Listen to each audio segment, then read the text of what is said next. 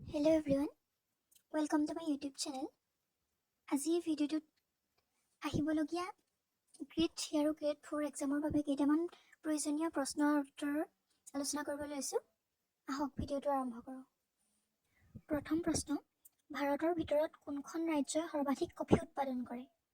অপশ্যনকেইটাৰ ভিতৰত শুদ্ধ উত্তৰ হৈছে কৰ্ণাটকা। দ্বিতীয় প্ৰশ্ন, বন্দীপুৰ ৰাষ্ট্ৰীয় উদ্যান ক'ত অৱস্থিত? উত্তৰ হৈছে কৰ্ণাটকা।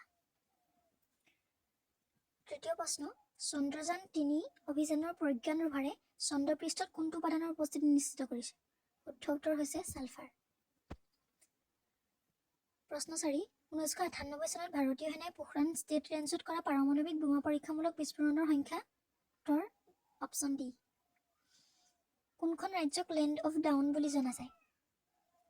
শুদ্ধ উত্তৰটো হৈছে অপশ্যন বি, অৰুণাচল প্ৰদেশ। পাছৰ প্ৰশ্ন, আয়তনৰ হিচাপত কোনখন গংগাৰ উপনৈ আটাইতকৈ ডাঙৰ?